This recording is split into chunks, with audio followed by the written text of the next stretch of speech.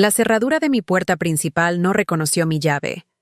Me quedé ahí parada en la Avenida Juárez a las 7 de la mañana, mi única maleta junto a mí, mirando fijamente la puerta de la casa que había sido mía durante 23 años. A mis espaldas, una vecina que regaba sus bugambilias fingía no estar observando. Mi hijo Daniel había cambiado las cerraduras mientras yo estaba en casa de mi hermana durante el fin de semana.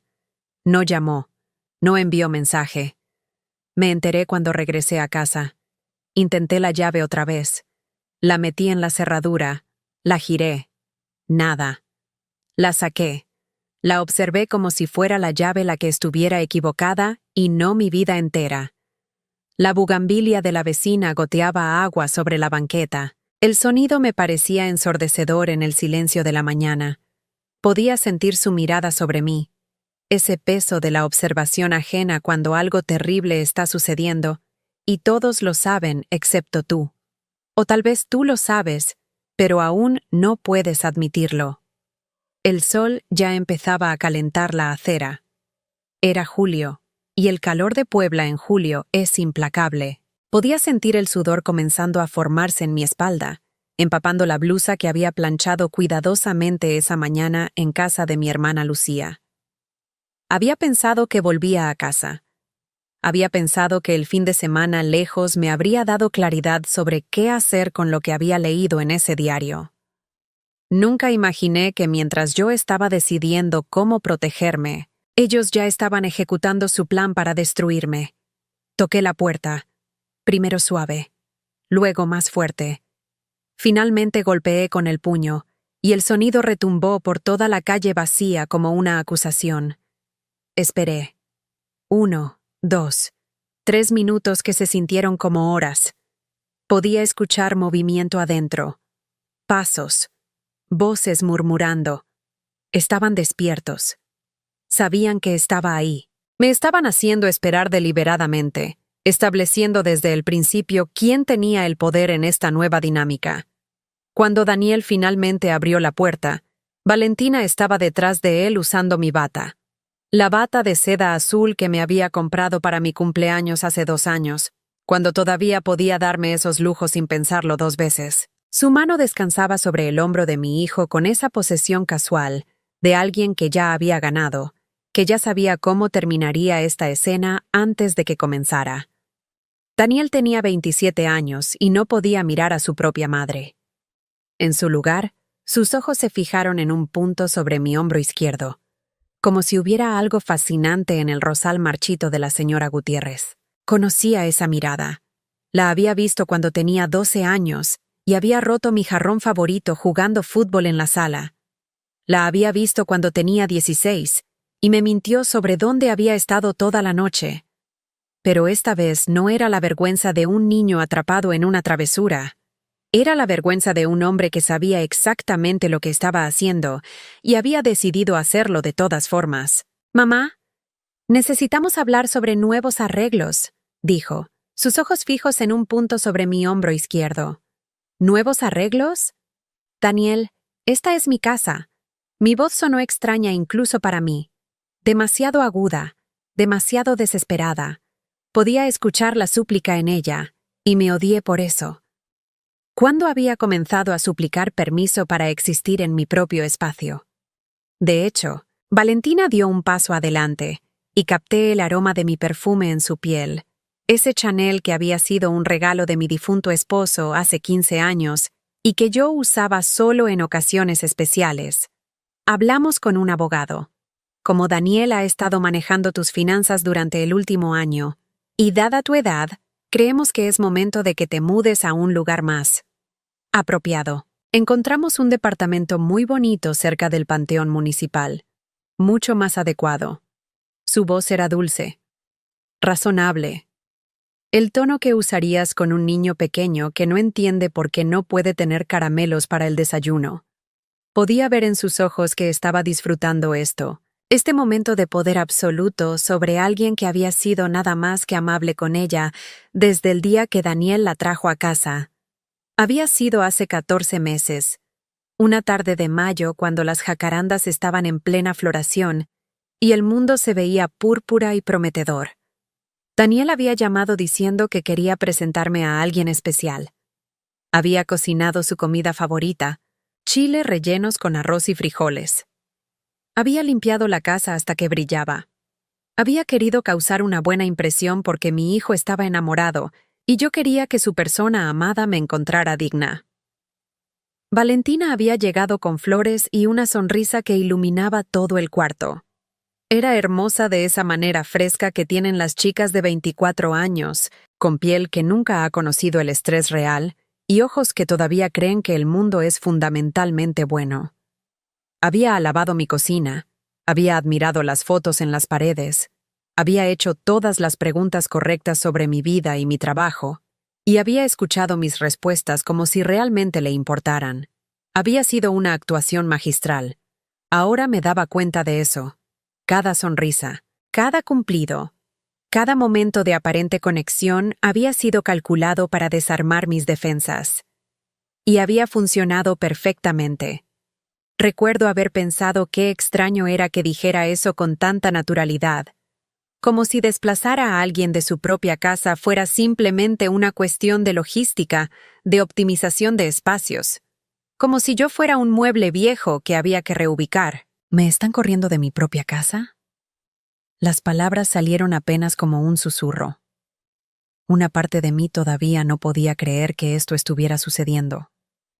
Que mi hijo, el bebé que había cargado en mi vientre durante 9 meses, que había amamantado durante 1 año completo, que había criado completamente sola después de que su padre muriera, estuviera parado ahí permitiendo que esta mujer me hablara así. «Estás siendo dramática», dijo Daniel, finalmente mirándome, pero con esos ojos que ya no reconocía, como si un extraño hubiera tomado posesión del cuerpo de mi hijo. «No te estamos corriendo. Te estamos ayudando a hacer una transición. Valentina y yo necesitamos espacio para comenzar nuestra vida juntos. Y honestamente, mamá, has estado estorbando. Estorbando». La palabra se clavó en mi pecho como un cuchillo de cocina. Esos que yo había usado durante años para preparar su comida favorita, su pozole los domingos, sus chiles en nogada cada septiembre, su rosca de reyes cada enero.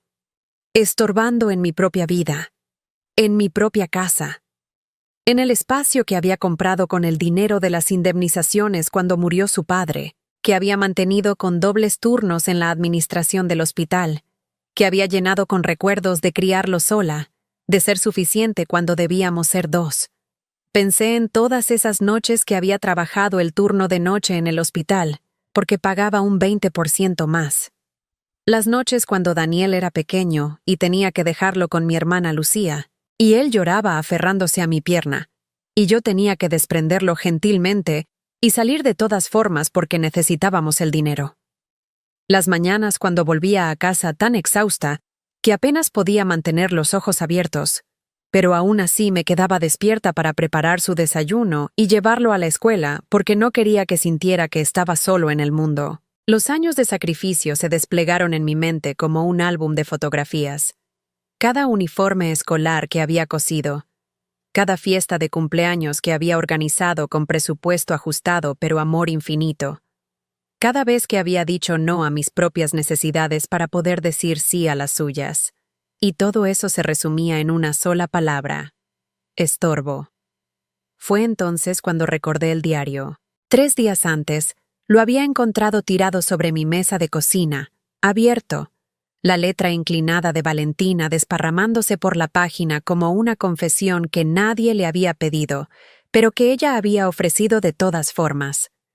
Había estado haciendo café, el sol de la mañana entraba por la ventana e iluminaba esas páginas, y al principio pensé que era una lista de compras o planes de boda, pero entonces leí: la vieja tiene al menos 4,5 millones de pesos en activos, más las propiedades. Daniel es demasiado blando para tomar control, pero yo no lo soy. 6 meses después de la boda, la haremos declarar incompetente. Ya olvida cosas. Será fácil. Había leído esas palabras 3 veces, 4, 5, como si leerlas suficientes veces pudiera cambiar su significado, pudiera transformar esa traición en algo menos monstruoso. Mis manos habían temblado tanto al fotografiar esas páginas con mi celular que tuve que intentarlo 4 veces antes de que las imágenes quedaran enfocadas. Había más en ese diario. Páginas y páginas de planificación meticulosa. Notas sobre cómo hacer que yo pareciera confundida frente a testigos. Recordatorios de hacer preguntas repetidas en público para que la gente comentara sobre mi supuesta pérdida de memoria. Una lista de médicos que podrían ser convencidos de firmar una evaluación de incompetencia sin hacer demasiadas preguntas. Lo más escalofriante era la frialdad con la que estaba escrito. No había malicia emocional, no había enojo o resentimiento. Era puramente transaccional. Yo era un problema a resolver, un activo a adquirir, un obstáculo a remover. En la mente de Valentina, yo ya no era una persona. Era simplemente un conjunto de recursos envueltos en carne inconveniente que necesitaba ser procesado eficientemente. Luego había cerrado el diario exactamente como lo había encontrado. Me había ido a casa de mi hermana Lucía sin decir nada, sin dejar nota, necesitando espacio para pensar, para respirar, para entender qué hacer con esta información que sentía como veneno en mis venas. La conversación con Lucía había sido difícil. Ella no me había creído al principio. Valentina era tan encantadora, tan atenta. Seguramente había algún malentendido. Tal vez estaba sacando las cosas de contexto. Tal vez Valentina había estado escribiendo una historia o tomando notas para otra persona. Pero cuando le mostré las fotografías, cuando vio esa letra inclinada describiendo exactamente cómo planificaban despojarme de todo lo que había construido, su cara se había puesto blanca. «Tienes que confrontarlos», había dicho Lucía. «Tienes que mostrarles que sabes lo que están planeando». Pero yo había tenido miedo. Miedo de que Daniel me eligiera a ella sobre mí. Miedo de que si los acusaba, acelerarían sus planes. Miedo de perder a mi único hijo, incluso si ese hijo ya me había perdido a mí en todas las formas que importaban. Así que había esperado. Había pasado 3 días en casa de Lucía, paralizada por la indecisión, tratando de encontrar la mejor forma de protegerme sin perder completamente a mi hijo. No lo había descubierto lo suficientemente rápido. Mientras yo estaba agonizando sobre cómo manejar la situación con delicadeza, ellos habían actuado con decisión brutal. Habían visto mi ausencia como oportunidad. Tal vez incluso habían sabido que yo había encontrado el diario. Tal vez Valentina lo había dejado ahí deliberadamente. Una prueba para ver si yo era lo suficientemente fuerte para hacer algo al respecto. Había fallado esa prueba espectacularmente. «Mi nombre está en la escritura», dije en voz baja, tratando de mantener algo de dignidad mientras el mundo se desmoronaba a mi alrededor. «Estaba en la escritura», corrigió Valentina, examinando sus uñas. Estaban pintadas de ese color coral que yo le había dicho que se veía hermoso hace 2 semanas, cuando todavía fingíamos ser familia, cuando yo todavía creía que esta chica de Cholula, con su sonrisa dulce y sus modales impecables, realmente amaba a mi hijo. «Daniel ha estado manejando tu papeleo. ¿Recuerdas? Firmaste tantos documentos el mes pasado. Realmente deberías leer las cosas con más cuidado antes de firmar, señora». Y ahí estaba. El mes pasado, Daniel había venido con una pila de papeles. «Documentos fiscales», había dicho. «Actualizaciones de la escritura para asegurarme de que todo estuviera en orden si algo me pasaba. Modernización del testamento. Todo tan razonable, tan sensato, tan obviamente para mi propio bien». Yo había firmado sin leer completamente porque confiaba en él, porque era mi hijo, porque había pasado 27 años construyendo esa confianza, y no podía imaginar que él la destruiría tan completamente por una mujer que conocía desde hacía apenas 14 meses. La forma en que dijo señora hizo que sonara como una enfermedad, como si tener 52 años fuera una condición que requería lástima y administración por parte de gente más joven, más capaz, más merecedora de mi propia vida que yo misma. «Ustedes no pueden hacer esto», dije. Pero incluso mientras las palabras salían de mi boca, sabía que sí podían. Ya lo habían hecho. La realidad de mi situación se estrellaba sobre mí en olas. No tenía dónde ir. Mi pensión del hospital era apenas 3,000 pesos al mes. La mayoría de mis ahorros estaban atados en esta casa. Tenía algunas inversiones, pero Daniel había estado manejándolas. ¿También habían sido transferidas? ¿Cuánto de mi vida financiera ya estaba bajo su control sin que yo me diera cuenta? Valentina suspiró como si yo fuera una niña terca que se rehusaba a entender matemáticas simples. Señora Reyes, puede hacer esto difícil o puede hacer esto fácil. De cualquier manera, va a suceder. Ya hablamos con un abogado. Ya tenemos la documentación. El departamento cerca del Panteón está disponible desde hoy. Podemos ayudarla a mudarse, o puede llamar a sus amigas para que la ayuden. Su elección. Miré a Daniel, buscando algún rastro del niño que había sido. El niño que se trepaba a mi cama durante las tormentas. El niño que me había hecho una tarjeta del Día de las Madres cada año, siempre con las mismas palabras escritas en su letra infantil. Para la mejor mamá del mundo. ¿Dónde se había ido ese niño? ¿Cuándo había sido reemplazado por este extraño con ojos muertos? Me dieron 30 minutos para empacar una maleta. 30 minutos para condensar 52 años de vida en 29 kilos de equipaje permitido. Me quedé en mi recámara, ese cuarto donde había criado a Daniel después de que su padre muriera de un infarto fulminante cuando el niño tenía solo 4 años, donde había cosido sus uniformes escolares a medianoche porque no podíamos pagar los que vendían en la cooperativa, donde lo había cuidado cuando tuvo dengue a los 14 años y su fiebre subió tanto que pensé que lo perdería también. Las paredes todavía tenían los agujeros donde habían estado sus fotos de graduación, de su primera comunión, de ese viaje que hicimos a Acapulco cuando él tenía 12 años, y fue la primera vez que vio el mar. Las había quitado, por supuesto. Valentina había quitado todas mis fotos y puesto las suyas. En su lugar había fotografías de ella y Daniel en lugares que yo no reconocía. Restaurantes caros. Viajes a playas que yo nunca podría haber pagado. Una vida que evidentemente habían estado viviendo con mi dinero mientras yo trabajaba dobles turnos y contaba cada peso. Abrí el closet y saqué ropa sin mirarla realmente. Blusas, pantalones, una falda, ropa interior. Todo se sentía irreal, como si estuviera empacando para alguien más, para alguna otra mujer cuya vida se había derrumbado un martes por la mañana en Puebla. La mayor parte de mi ropa no me quedaba bien de todas formas. Había perdido 8 kilos en los últimos 3 meses por el estrés que pensaba que estaba ocultando, pero que evidentemente había sido visible para todos excepto para mí. En el baño, metí mi cepillo de dientes en una bolsa de plástico. Vi mi cara en el espejo. 52 años. Arrugas alrededor de los ojos que no había tenido el año pasado. Canas que había dejado de teñir porque ya no parecía importar. Ojos que se veían más viejos que mi edad real. Cansados de formas que el sueño nunca arreglaba. La mujer en el espejo me miraba con ojos asustados. Perdidos. Ya derrotados y la batalla apenas comenzaba. No reconocía a esa mujer.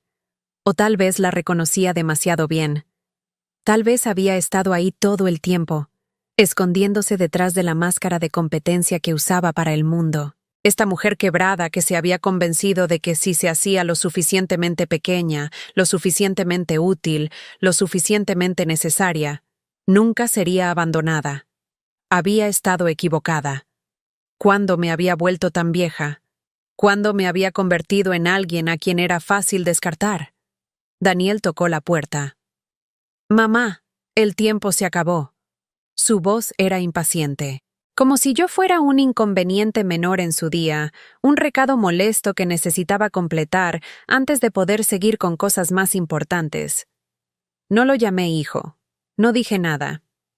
Solo cerré la maleta, que ni siquiera estaba llena porque resulta que puedes despojarte de toda una vida y aún te sobra espacio en el equipaje, y lo seguí escaleras abajo.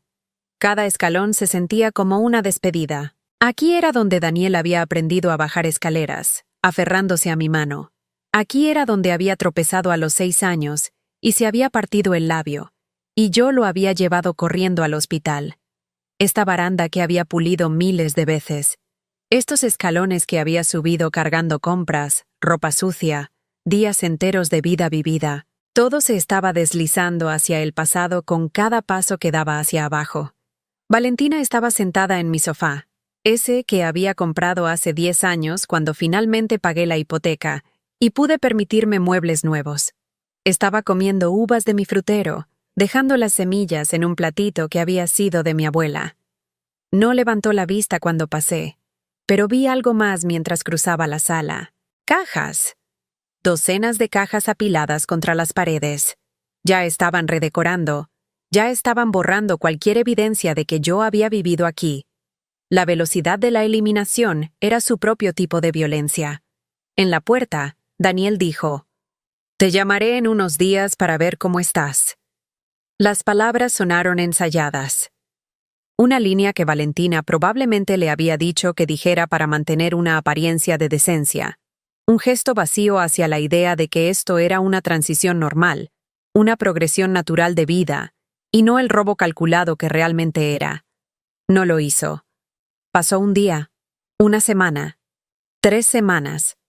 El teléfono nunca sonó con su número. Y cuando intenté llamarlo, el teléfono iba directo al buzón. Me había bloqueado. Mi propio hijo me había bloqueado como si yo fuera un vendedor molesto y no la mujer que le había dado la vida. El departamento cerca del panteón municipal costaba 3,200 pesos al mes, que eran exactamente 200 pesos más de lo que recibía de pensión. Daniel había calculado perfectamente. Lo suficientemente caro para que cada mes fuera una lucha, pero no tan caro que fuera obviamente imposible. La crueldad tenía precisión matemática. Alguien había hecho los números cuidadosamente. Habían calculado exactamente cuánto necesitaría yo para sobrevivir en el nivel más básico. Luego habían encontrado un lugar que costaba justo un poco más. El diseño era hacer mi vida constante estrés financiero sin ser tan obviamente cruel que pudiera acusarlos de intentar matarme de hambre. Era tortura económica refinada a una ciencia. El edificio olía a humedad y a comida frita de días anteriores. La escalera crujía. Había grafiti en las paredes del pasillo que nadie se había molestado en cubrir. Mi departamento era el 3B, en el tercer piso, que significaba subir 63 escalones cada vez que salía porque el elevador nunca funcionaba. Conté esos escalones en mi primera subida. 63 exactamente. Cada uno era una pequeña agonía cuando cargabas una maleta pesada. Cuando tenías 52 años y habías perdido peso pero no de una manera saludable. Cuando tus rodillas ya dolían de años de estar de pie durante dobles turnos en el hospital y ahora estabas agregando 63 escalones varias veces al día. Más tarde descubriría que este era otro cálculo deliberado. Daniel sabía sobre mis rodillas. Había escuchado mis quejas durante años. Este edificio sin elevador funcionando no era un accidente. Era otro componente del diseño general para hacerme miserable. Abrí la puerta y el olor me golpeó primero. Mojo. Años de mojo acumulado en paredes que probablemente nunca habían visto una mano de pintura fresca. El departamento tenía un cuarto. 1.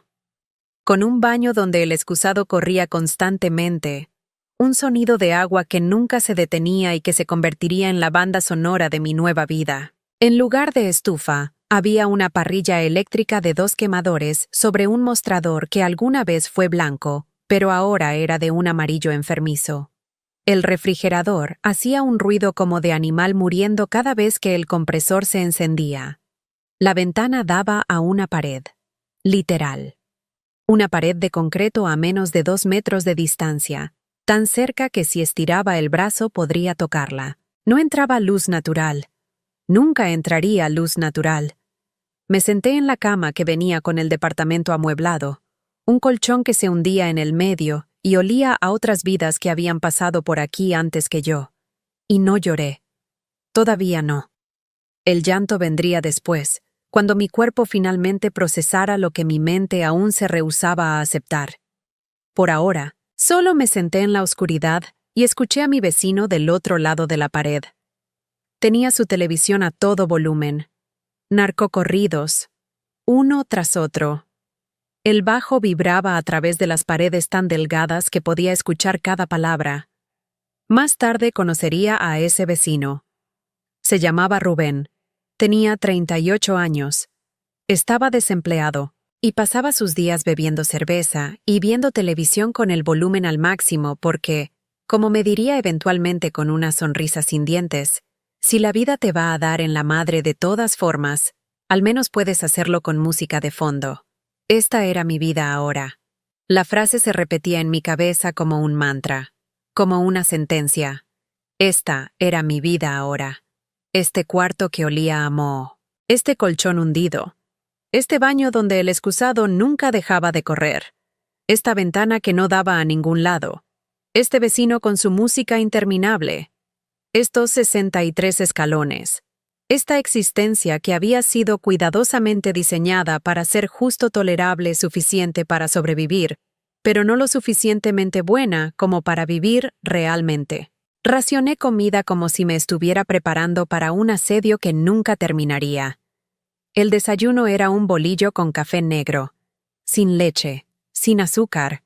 Esas cosas costaban dinero que ya no tenía. El bolillo lo compraba en la panadería de la esquina, donde vendían los del día anterior a mitad de precio. Estaban duros, pero si los remojabas en el café lo suficiente, se podían comer. El almuerzo era lo que hubiera más barato en el mercado ese día, normalmente verduras que estaban a punto de echarse a perder, y que los vendedores prácticamente regalaban al final del día. La servía en una olla que había comprado en un mercado de pulgas por 40 pesos, una olla con el mango roto que tenía que sostener con un trapo para no quemarme.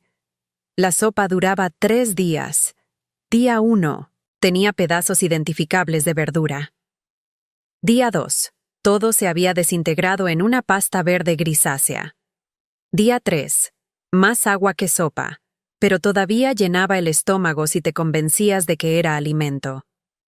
Desarrollé rituales alrededor de la comida porque los rituales creaban estructura, y la estructura era lo único que me impedía caer completamente en la desesperación. La sopa siempre se comía en el mismo bowl astillado.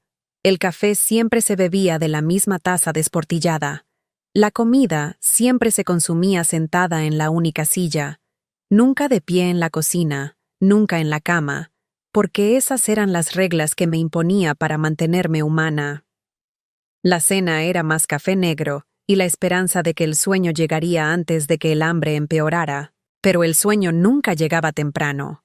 Me quedaba despierta en ese colchón hundido, escuchando los perros callejeros pelear en el callejón detrás del edificio. Sus gruñidos se mezclaban con el sonido de mi propio llanto, que finalmente había llegado y ahora parecía no poder detenerse. Las noches eran lo peor. Durante el día, podía mantenerme ocupada, podía caminar, podía ir al mercado, podía pretender que tenía propósito. Pero las noches quitaban todas esas distracciones y me dejaban sola con la realidad completa de lo que había perdido. Lloraba por todo. Por la casa que había perdido. Por el hijo que había criado y que me había traicionado. Por la vida que había construido ladrillo por ladrillo y que había sido demolida en 30 minutos. Por la mujer que había sido y que ya no sabía si podría volver a ser. Lloraba hasta que no quedaban más lágrimas, y luego seguía llorando, sonidos secos y terribles que salían de mi garganta, como si mi cuerpo estuviera tratando de expulsar el dolor físicamente porque no había otra forma de procesarlo. La primera vez que no pude pagar tanto la electricidad como el agua en el mismo mes, elegí el agua. Porque podías vivir sin luz, pero no sin agua. Así que me senté en la oscuridad durante 11 días, velas tiradas por el cuarto, creando sombras que hacían que el espacio pequeño se sintiera como una tumba. 11 días de lavar mi única blusa presentable en el lavabo cada noche, de colgarla en el respaldo de la silla y rezar para que se secara antes de la mañana. 11 días de leer a la luz de las velas porque no podía permitirme el lujo de aburrirme. Porque el aburrimiento llevaba al pensamiento y el pensamiento llevaba a la desesperación. Leía los mismos 3 libros una y otra vez. Una novela romántica que había encontrado en un puesto de libros usados por 10 pesos. Una biografía de Frida Kahlo que alguien había dejado en una banca del parque. Un libro de poesía de Rosario Castellanos que había tenido desde la universidad y que había metido en mi maleta en el último momento. Las palabras de Castellanos se quedaban conmigo en esas noches oscuras. Debe haber otro modo que no se llame Safo, ni Mesalina, ni María Egipciaca, ni Magdalena, ni Clemencia Isaura. Otro modo de ser humano y libre. Otro modo de ser. Necesitaba encontrar ese otro modo. Pero en 11 días de oscuridad, no podía imaginar qué podría ser. Al día 12, pagué la electricidad. La luz se encendió y el cuarto se veía peor iluminado de lo que se veía en la oscuridad. Podías ver las manchas en las paredes, el moho en las esquinas del techo, la mugre acumulada en lugares que el dueño anterior nunca había limpiado. Pero al menos podía ver. ¿Sabes qué es lo primero que te quita la pobreza? No es la comodidad. No es la seguridad, es tu invisibilidad. De repente todos pueden verte contando monedas en la caja registradora del Oxxo, devolviendo artículos que no puedes pagar, lavando la misma blusa en el lavabo cada noche porque es la única que no tiene agujeros. La pobreza te hace visible de todas las formas equivocadas. La gente ya no te ve como persona, te ven como problema, como advertencia, como el futuro que temen para sí mismos. Sus ojos se deslizan sobre ti en la calle. Te tratan con esa mezcla tóxica de lástima y disgusto. Como si ser pobre fuera contagioso.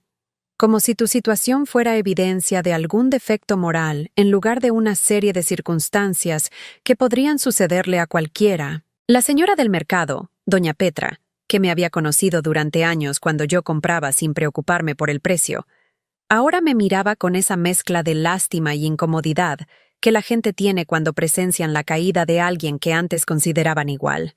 Solo medio kilo de jitomate hoy, señora Mónica. Su voz contenía toda la historia no dicha. El reconocimiento de mi caída. La incomodidad de no saber si debería ofrecer ayuda o si eso me ofendería. El alivio de que mi tragedia no era la suya. Y yo tenía que sonreír y pretender que era una elección. Que no era necesidad sino preferencia. Que medio kilo era exactamente lo que necesitaba y no todo lo que podía pagar. El peso de mantener esa pretensión era agotador. Cada interacción requería actuar. Requería fingir que estaba bien cuando claramente no lo estaba. Requería proteger el orgullo, que era lo único que me quedaba, además del hambre y la humillación. Perdí 6 kilos más en 2 meses. No por ejercicio. Por hambre que se volvió tan constante que dejé de notarla. El estómago dejó de rugir después de un tiempo. Se rindió. El cuerpo aprende a conservar energía cuando entiende que no llegará más combustible pronto. Mi ropa colgaba de mi cuerpo como si fuera de alguien más.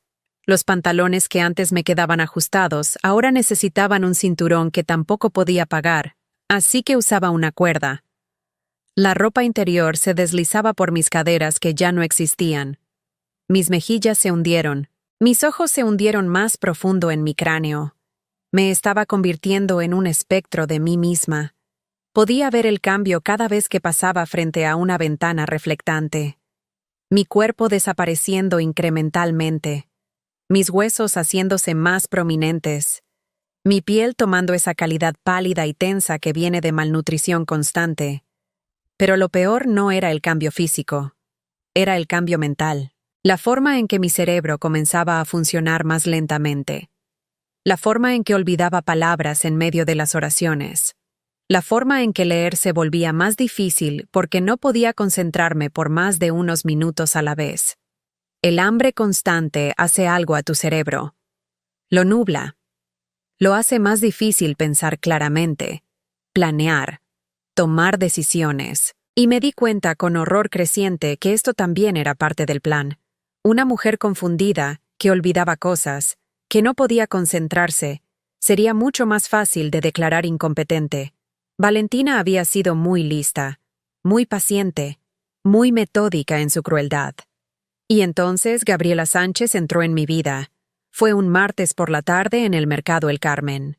Yo estaba regateando por cilantro marchito porque los manojos frescos costaban 4 pesos más, y 4 pesos era la diferencia entre comer 2 días o 3 días esa semana. Doña Luisa, la vendedora de verduras, me estaba mirando con esa expresión que ya conocía demasiado bien, esa mezcla de irritación y lástima cuando alguien está regateando por cantidades tan pequeñas que casi no vale la pena el esfuerzo de la transacción. Señora, es cilantro. Ya está a 2 pesos. No puedo bajar más. Pero está marchito.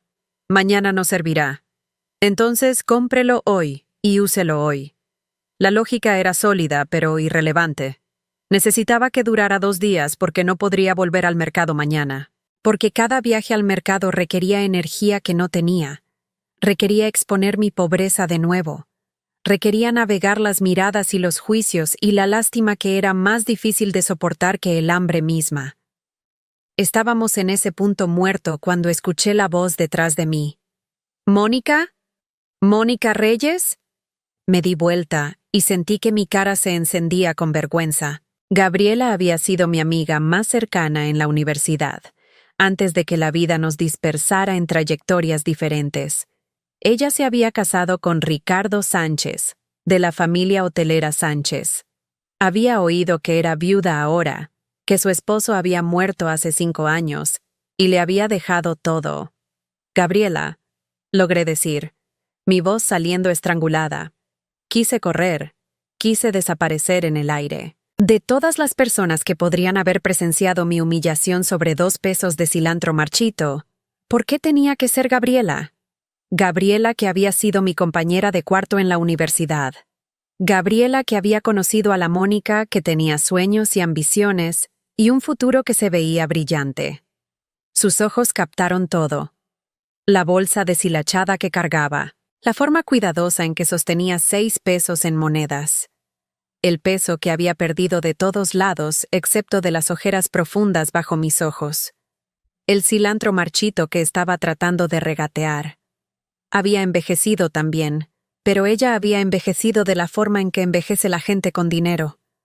Su cabello gris se veía caro, cortado en capas que enmarcaban su rostro de una manera que claramente era intencional y no accidental. Su ropa era simple, pero obviamente hecha a la medida, el tipo de simplicidad que cuesta más que la ropa llamativa, porque la calidad está en los detalles que solo notas si sabes qué buscar. Usaba un reloj que probablemente costaba más que lo que yo había ganado en todo el año pasado. Sus zapatos eran de cuero suave que se amoldaba a sus pies. Su bolsa era de una marca que yo reconocía de revistas, pero nunca había podido permitirme. Y aquí estaba yo, con mi ropa colgando de mi cuerpo demacrado, peleando por cilantro podrido. «Toma café conmigo», dijo. No fue una pregunta.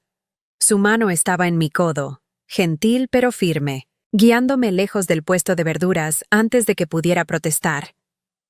Podía sentir los ojos de doña Luisa siguiéndonos, probablemente aliviada de que la incómoda interacción hubiera terminado. Fuimos al café al otro lado del mercado, un lugar que yo solía frecuentar cuando el precio de un café con leche no era una decisión financiera significativa. Gabriela ordenó 2 cafés con leche y conchas sin siquiera preguntar qué quería yo. Cuando llegó el café, lo bebí demasiado rápido porque no había tenido leche en semanas, y el sabor era tan increíble que casi dolía. La concha estaba fresca, todavía tibia, y la azúcar crujía entre mis dientes de una manera que me hizo darme cuenta de cuánto había estado privándome de cualquier cosa que supiera dulce o indulgente o simplemente placentero. Mi cuerpo reaccionó al azúcar como si fuera droga. Podía sentirla corriendo por mi sistema, despertando partes de mi cerebro que habían estado dormidas por semanas. Por un momento, casi me sentí normal de nuevo. Casi me sentí como la persona que había sido antes de que todo se derrumbara. Comí lentamente, tratando de tener modales, tratando de no mostrar cuánta hambre tenía realmente. Pero mis manos temblaban al sostener la concha. Mi garganta se cerraba con cada bocado porque parte de mí quería llorar y otra parte quería seguir comiendo, y las 2 acciones estaban compitiendo por control de mi cuerpo. Gabriela esperó hasta que terminé de comer. No dijo nada sobre la forma en que devoré la concha como si alguien fuera a arrebatármela. Solo esperó, bebiendo su café, sus ojos nunca dejándome pero sin juzgar, solo observando. Había algo en su mirada que me decía que entendía, que tal vez ella también había experimentado su propia versión de caída, su propia versión de pérdida. El dinero la había protegido de la humillación pública de la pobreza, pero había otras formas de perderlo todo. Otras formas de encontrarte sola, navegando un mundo que de repente se veía hostil y frío. «Cuéntame», dijo finalmente.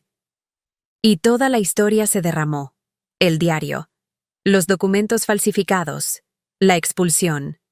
Daniel y Valentina viviendo en mi casa, durmiendo en mi cama, gastando dinero que me había tomado 30 años ahorrar. Las 318 días de hambre constante. El departamento que olía a mojo. Las noches cuando el único sonido era mi propio llanto mezclándose con los perros callejeros. Todo salió en un torrente de palabras que no sabía que había estado conteniendo. Y mientras hablaba, podía sentir algo rompiéndose dentro de mí. Alguna represa que había estado conteniendo meses de horror y humillación, y dolor tan profundo que casi me había ahogado en él. Le conté sobre las velas y la oscuridad, sobre regatear por cilantro marchito, sobre contar monedas para comprar un bolillo duro, sobre los 63 escalones que subía cada día aunque mis rodillas suplicaban misericordia, sobre Rubén y sus narcocorridos interminables, sobre la ventana que daba a una pared de concreto, sobre convertirme en un fantasma de mí misma. Le conté cosas que no había podido decirle a nadie, ni siquiera a mi hermana Lucía, porque admitirlas en voz alta las hacía demasiado reales. Pero con Gabriela, en ese café con el olor a pan fresco y café recién hecho, las palabras simplemente salían y salían hasta que no quedaba nada dentro excepto la verdad desnuda de mi completa destrucción. Gabriela escuchó sin interrumpir. Ni una sola vez me detuvo, ni me consoló, ni trató de hacer que me sintiera mejor con platitudes vacías. Solo escuchó.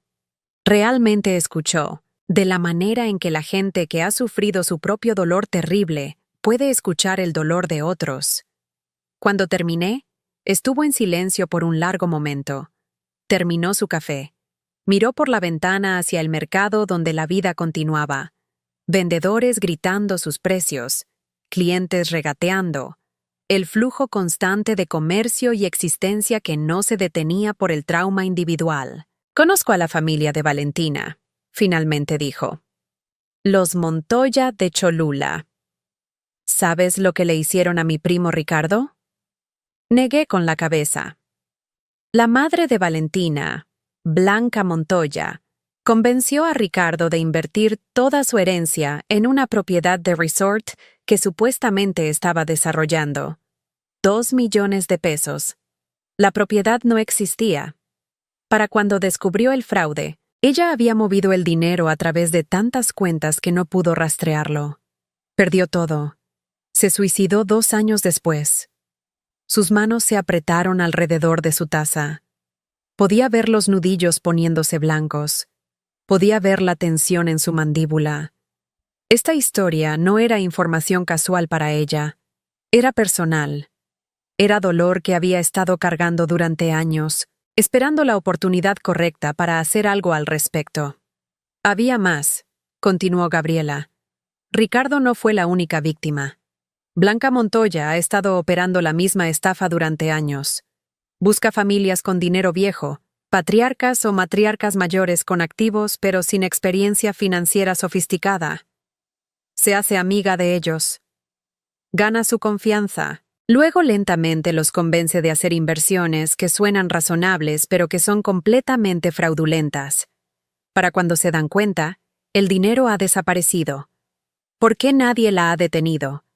Porque la mayoría de las víctimas tienen demasiada vergüenza para reportarlo. Porque ella es muy cuidadosa sobre a quién ataca. Porque el sistema legal mexicano no prioriza el fraude de ancianos. Y porque la gente como Blanca Montoya sabe exactamente cómo operar justo dentro de los límites de la legalidad hasta que es demasiado tarde. Gabriela me miró directamente, y vi algo en sus ojos que no había visto en meses de interactuar con gente. Vi furia, pero no era furia dirigida a mí. Era furia dirigida a las mismas personas que me habían destruido. He estado esperando 12 años para destruir a esa familia, dijo Gabriela. Y tú me vas a ayudar a hacerlo mientras te salvamos a ti. La alianza se sintió como oxígeno después de ahogarse. Después de meses de estar completamente sola, de enfrentar mi destrucción sin ayuda, de creer que nunca escaparía de ese cuarto que olía a moho, de repente tenía un aliado. Alguien con recursos, alguien con conocimiento, alguien con su propia motivación para ver a los Montoya enfrentar consecuencias. La esperanza es peligrosa cuando has estado viviendo sin ella. Te hace vulnerable de nuevo. Te hace creer que las cosas podrían mejorar cuando has pasado meses aprendiendo a aceptar que este es tu nuevo normal. Pero mientras estaba sentada ahí en ese café, mirando a Gabriela bosquejar su plan inicial en una servilleta, permití que esa esperanza peligrosa se filtrara de vuelta en mi pecho. Tal vez no estaba completamente destruida después de todo. Tal vez había una forma de salir de esto. Tal vez la historia no terminaba conmigo desapareciendo en la pobreza y la oscuridad. Gabriela tenía recursos. Un abogado que se especializaba en fraude de ancianos.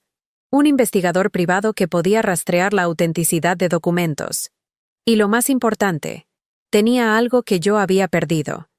La energía que viene de no estar constantemente hambrienta y asustada. Pagó 6 meses de renta de un departamento mejor. No caridad. Inversión, lo llamó. No puedes pelear desde una posición de colapso total. Primero te construimos una base. Habíamos estado en el café por 3 horas cuando finalmente salimos. El mercado estaba cerrando. Los vendedores empacaban sus puestos. El sol se estaba poniendo, pintando el cielo de Puebla en tonos de naranja y rosa que casi me hacían creer que vivía en un mundo hermoso. Gabriela me dio un sobre. Había 10,000 pesos adentro. Para las cosas que necesitas inmediatamente, dijo. Comida, ropa que te quede, lo que sea que te haga sentir humana de nuevo. El nuevo departamento estará disponible la próxima semana. Mientras tanto, cómprate una comida decente. Por favor. Intenté rechazar el dinero. El orgullo es una cosa difícil de matar incluso cuando estás muriendo de hambre. Pero Gabriela cerró mis dedos alrededor del sobre. Esto no es caridad, Mónica. Es una inversión de negocios. Vamos a destruir a los Montoya juntas. Y para hacer eso, necesito que estés fuerte. Necesito que estés alimentada. Necesito que estés funcionando a tu capacidad completa. Porque la Mónica que conocí en la universidad era brillante y feroz, y capaz de cualquier cosa cuando se enfurecía lo suficiente. Necesito recuperar a esa Mónica. Así que toma el dinero. Come. Descansa. Y la próxima semana comenzamos la guerra. El nuevo departamento tenía ventanas que dejaban entrar luz. Luz real. Sol que se derramaba por la sala y hacía que todo pareciera posible de nuevo. Tenía una cocina donde podía cocinar comida real en una estufa real con 4 quemadores que todos funcionaban. Tenía una cama que no olía a moho y derrota, con sábanas limpias que Gabriela había comprado, y que eran más suaves que cualquier cosa que hubiera tocado en meses. El departamento estaba en la colonia La Paz, un barrio mucho mejor que donde había estado viviendo. Las calles estaban limpias. Había árboles. Los edificios estaban pintados. La gente que pasaba no se veía derrotada por la vida. Había una panadería en la esquina que vendía pan fresco todas las mañanas. Había una lavandería donde podía lavar mi ropa en lugar de hacerlo en el lavabo. Había una farmacia con un doctor que daba consultas baratas. Era todo normal. Cosas que la mayoría de la gente nunca pensaría 2 veces. Pero para mí, después de meses en ese infierno cerca del Panteón, era como mudarse al paraíso. Esa primera noche en el nuevo departamento, me bañé con agua caliente por primera vez desde la expulsión. Me quedé bajo el chorro hasta que el tanque de agua caliente se agotó, dejando que el calor penetrara en mis huesos, en los lugares donde el frío de la pobreza se había asentado tan profundamente que pensé que nunca me calentaría de nuevo. Lloré en la ducha, pero esta vez no era el llanto de desesperación sin esperanza. Era el llanto de liberación, de darse cuenta de que tal vez, posiblemente, iba a sobrevivir esto después de todo. El agua caliente corriendo sobre mi piel. El jabón que realmente hacía espuma en lugar del jabón barato que era básicamente detergente. El shampoo que olía a coco y no a productos químicos. Toallas limpias y suaves esperándome. Un baño donde el excusado no corría constantemente. Un espejo sin grietas donde podía ver mi reflejo completo. Me quedé frente a ese espejo después de la ducha, mirando mi cuerpo esquelético. Podía contar todas mis costillas. Mis caderas sobresalían como aristas afiladas. Mis pechos, que una vez habían sido llenos, ahora colgaban flácidos de mi pecho. Mi piel tenía esa calidad floja que viene de perder peso demasiado rápido. Pero estaba viva. Destruida, sí. Pero no destruida más allá de la reconstrucción. Y con Gabriela a mi lado, con recursos y propósito y un plan, tal vez podía empezar a reconstruir. Comencé a construir estructura porque la estructura era lo opuesto del caos. Me levantaba a las 6 todas las mañanas, no porque tuviera que hacerlo, sino porque decidí hacerlo. Decisión, agencia. Estas palabras que habían sido robadas de mí estaban regresando lentamente. Caminaba durante 1 hora en el parque ecológico, ese parque donde solía llevar a Daniel cuando era niño, donde lo había enseñado a andar en bicicleta y donde habíamos volado papalotes en marzo cuando el viento era perfecto. Ahora lo recorría sola, cada paso una reclamación de mi cuerpo, de mi fuerza, de mi derecho a existir en el espacio sin pedir permiso. Las primeras semanas, esa caminata era agonía. Mi cuerpo no estaba acostumbrado a ejercicio. No estaba acostumbrado a tener suficiente combustible para movimiento que no fuera estrictamente necesario para la supervivencia. Pero insistí. Cada día, un poco más lejos. Cada día, un poco más rápido. Cada día, reclamando un poco más de la fuerza que la pobreza me había quitado. Volvía a casa y comía desayuno sentada, en una mesa, como un ser humano. Huevos revueltos con jitomate y cebolla. Pan tostado con mantequilla, café con leche y azúcar. Comida real que mi cuerpo podía usar para reconstruirse. La primera vez que comí hasta estar llena, hasta estar realmente satisfecha, lloré. No podía evitarlo. Meses de hambre constante hacían que la sensación de saciedad fuera abrumadora. Mi estómago, que se había encogido a nada, protestaba por la cantidad incluso cuando mi cerebro suplicaba por más. Aprender a comer normalmente de nuevo fue su propio tipo de rehabilitación. Tuve que entrenar mi cuerpo para aceptar cantidades normales de comida. Tuve que superar el pánico que venía cada vez que ponía comida en el plato, el miedo de que esto fuera lo último, que mañana volvería al hambre.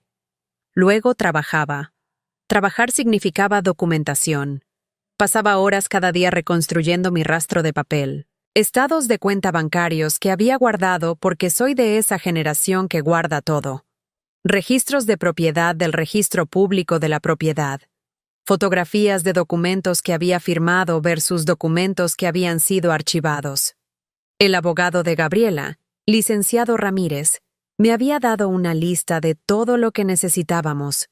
Era exhaustiva, meticulosa. Y mientras trabajaba en reunir cada pieza, empecé a ver el patrón completo de lo que Daniel y Valentina habían hecho. No había sido impulsivo, no había sido oportunista. Había sido planificado durante más de 1 año. Los primeros documentos falsos databan de 14 meses atrás, justo cuando Daniel conoció a Valentina. Lo que significaba que esto había sido el plan desde el principio, que cada momento de dulzura de Valentina, cada sonrisa, cada abrazo, cada vez que llamó mamá, había sido actuación. Había sido el trabajo de preparación para el robo que siempre estuvo llegando.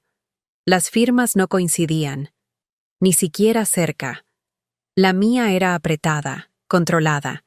Las letras pequeñas porque siempre tuve miedo de tomar demasiado espacio. La firma falsificada era grande, despreocupada, las letras inclinándose en direcciones que las mías nunca habían tomado. El licenciado Ramírez me mostró las diferencias usando una lupa y una cuadrícula de análisis. Me señaló cada variación, cada inconsistencia. Para mi ojo no entrenado, las firmas se veían similares. Pero para un experto, eran obviamente diferentes. «Tienes un caso sólido», dijo. «No solo para recuperar tus activos, sino para presentar cargos criminales. Falsificación de documentos, fraude, robo de identidad, abuso de ancianos. Cada uno de estos es un delito serio. En conjunto, estamos viendo potencialmente años de prisión». ¿Años de prisión? ¿Para mi hijo? La realidad me golpeó como un puñetazo. Sí, quería justicia. Sí, quería recuperar lo que me habían robado. Pero, ¿quería que Daniel fuera a prisión? ¿Quería que mi nieto creciera visitando a su padre detrás de vidrio en un penal? Gabriela debe haber visto mi vacilación porque puso su mano sobre la mía. «No tienes que decidir ahora», dijo. «Primero reunimos toda la evidencia. Luego construimos el caso más fuerte posible. Y después, cuando tengas todas las opciones frente a ti, decides qué nivel de justicia necesitas para seguir adelante con tu vida». Había más. El notario que supuestamente había presenciado mi transferencia de firma había estado en Cancún esa semana. Su sello había sido robado. Daniel y Valentina habían construido su robo sobre una falsificación tan obvia que era casi insultante, como si ni siquiera pensaran que valdría la pena el esfuerzo de hacerlo bien porque, después de todo, ¿quién me creería a mí sobre ellos? El investigador de Gabriela encontró 6 casos similares en los últimos 4 años. La madre de Valentina, Blanca Montoya, tenía un patrón. Buscaba mujeres mayores con activos, generalmente viudas. Se hacía amiga de ellas. Luego convencía a sus hijos o nietos de que necesitaban tomar control de las finanzas de mamá o abuela, porque ella ya no era capaz. El investigador, un hombre delgado llamado Héctor con 3 décadas de experiencia en fraude financiero, desplegó un diagrama en la mesa de Gabriela. Mostraba la red completa de la operación de Blanca Montoya. Víctima número 1. Señora Patricia Flores. Edad 68. Perdió su casa y 130,000 pesos en ahorros. El intermediario fue su nieto, novio de la hija menor de Blanca. Víctima número 2. Señor Carlos Mendoza. Edad 72. Perdió su negocio de ferretería que había operado por 40 años. El intermediario fue su hijo, comprometido con la hija mayor de Blanca. Y así siguió. 6 víctimas en total. 6 familias destruidas. Un patrón tan consistente que era imposible alegar coincidencia. Era un sistema, refinado durante años, y yo había sido solo la víctima más reciente. Blanca Montoya ha estado haciendo esto durante al menos 10 años, dijo Héctor. Probablemente más. Estos son solo los casos que pude confirmar. Apuesto a que hay otros que nunca fueron reportados. Víctimas que simplemente aceptaron su pérdida y siguieron adelante porque no sabían que tenían opciones. ¿Cómo no la han atrapado?, pregunté. Porque es muy inteligente. Porque usa a sus hijos y a los novios de sus hijos como intermediarios, creando capas de separación entre ella y el fraude real.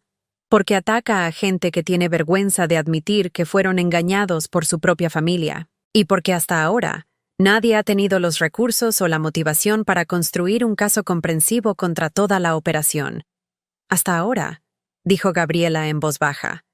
Pero ahora tenía algo que esas otras víctimas probablemente no habían tenido.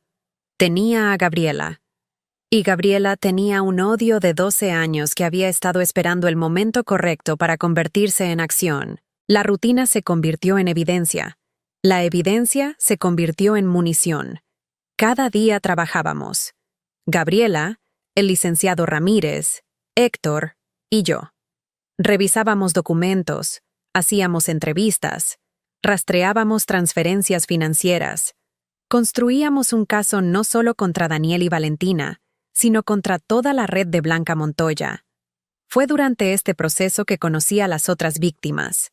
Gabriela las había rastreado, las había convencido de hablar, las había reunido para que pudiéramos comparar notas y construir un frente unificado. La señora Patricia Flores tenía 70 años ahora y vivía con su hermana después de perderlo todo. Su nieto le había robado no solo su dinero, sino también sus joyas de familia, piezas que habían pasado por 4 generaciones y que él había vendido por una fracción de su valor real para financiar su estilo de vida con la hija de Blanca. Patricia lloraba cuando contaba su historia, pero no eran lágrimas de debilidad. Eran lágrimas de furia contenida durante años sin salida. Pensé que estaba sola, me dijo. Pensé que había hecho algo mal, que de alguna manera había fallado como abuela para que mi propio nieto me hiciera esto. Pero saber que no estoy sola, que hay otras mujeres a las que les pasó lo mismo, me hace sentir menos loca. Me hace sentir como si tal vez no fue mi culpa después de todo. Nos convertimos en un grupo, una red de apoyo.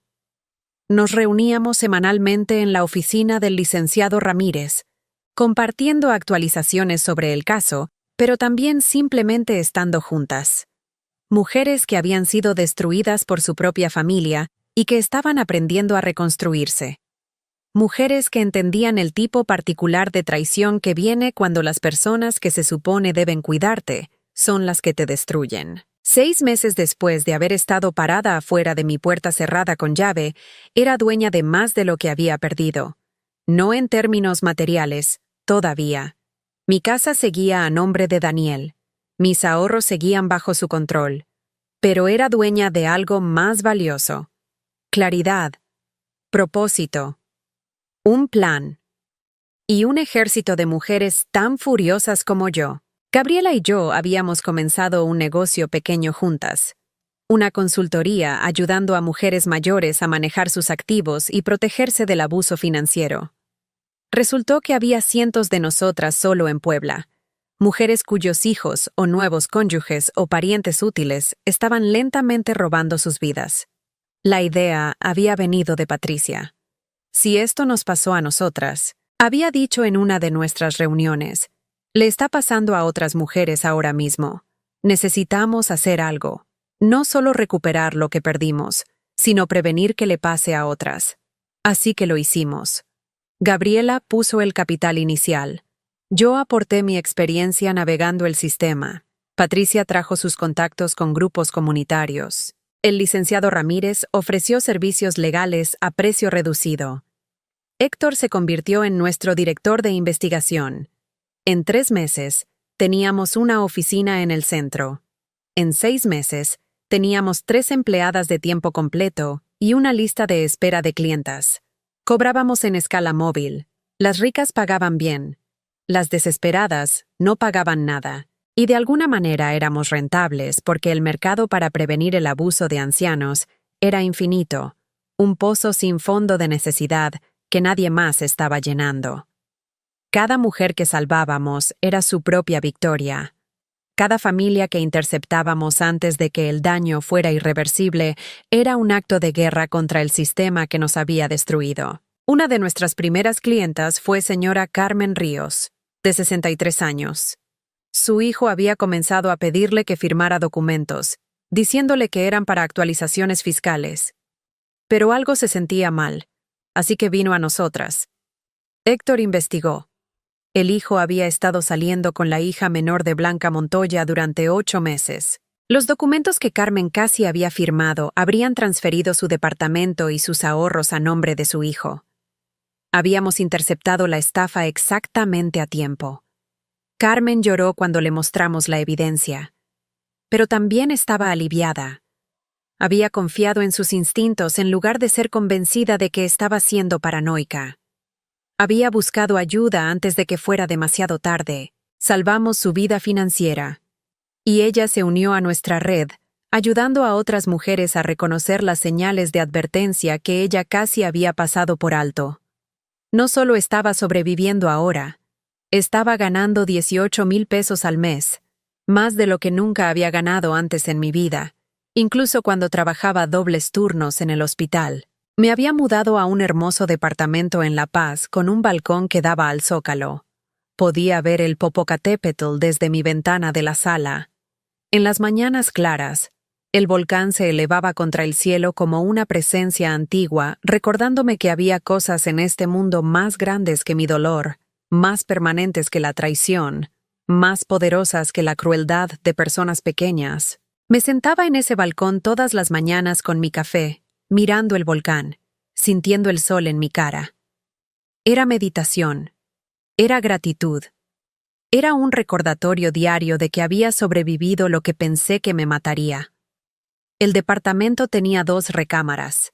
Había convertido la segunda en oficina, con un escritorio apropiado y estantes para archivos, y una pared entera dedicada a nuestros casos. Fotos de las mujeres que habíamos ayudado. Recortes de periódicos sobre el caso que estábamos construyendo contra Blanca Montoya. Notas y documentos y evidencia cuidadosamente organizada. Era mi cuarto de guerra, y estábamos ganando. Había excedido la vida que había tenido antes. La vida que pensaba que estaba defendiendo había sido en realidad más pequeña de lo que era capaz de vivir, más estrecha, más limitada, construida alrededor de hacer que otros se sintieran más grandes mientras yo me hacía más pequeña. Esta nueva vida, construida desde cero en un cuarto que olía a moho, era mía de maneras que la vieja nunca lo había sido. ¿Y Daniel y Valentina? Estaban descubriendo lo que yo realmente había contribuido. La casa se estaba cayendo a pedazos. Lo vi cuando pasé en coche, incapaz de resistir revisar. Tejas del techo faltando. El jardín muerto. El estuco agrietándose porque nadie recordaba que tenías que mantener estas casas viejas constantemente o se disolvían de vuelta en polvo. El pasto que yo había regado religiosamente cada tarde estaba amarillo y crujiente. Las rosas que había cuidado durante años estaban muertas, los tallos secos sobresaliendo del suelo como huesos. La bugambilia había crecido salvajemente, sin poda, bloqueando las ventanas. Podía ver que las ventanas estaban sucias, que la pintura de la puerta principal se estaba pelando, que el buzón estaba colgando en ángulo extraño como si alguien lo hubiera golpeado con un coche y nadie se había molestado en arreglarlo. Nadie estaba cuidando nada porque nadie sabía cómo. Yo había hecho invisible todo el trabajo que mantenía una casa funcionando. Ahora que ya no estaba, ese trabajo se había vuelto muy visible a través de su ausencia.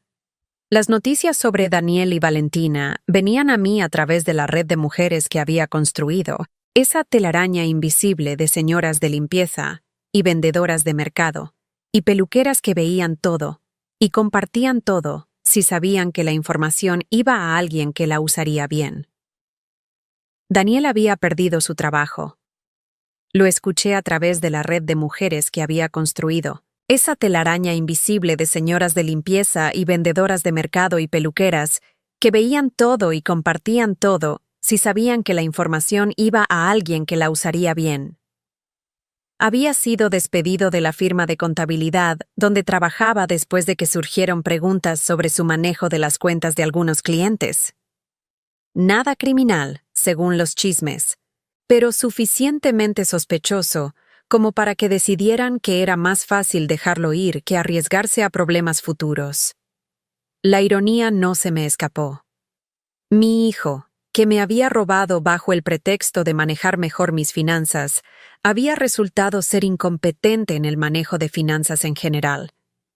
Valentina había gastado demasiado rápido, y el dinero se había ido. Habían tomado préstamos contra la casa. Préstamos pesados con intereses que Daniel no entendía, pero había firmado de todas formas porque Valentina le dijo que era necesario, que era inversión, que se pagarían solos. No se pagaron solos. La gente que presta dinero con garantía de propiedad no son generalmente las personas más comprensivas cuando llegas atrasado en los pagos. Eran agresivos con sus llamadas, agresivos con sus amenazas y, eventualmente, agresivos con sus acciones legales. Ahora debían más de lo que la casa valía, y los bancos estaban empezando a hacer llamadas sobre pagos atrasados. Valentina estaba embarazada, su vientre creciendo con cada mes, Y el embarazo había venido con complicaciones que requerían reposo y medicamentos caros que el seguro no cubría completamente. Había escuchado sobre las complicaciones a través de doña Petra en el mercado, quien lo había escuchado de su sobrina que trabajaba en el consultorio del doctor que trataba a Valentina.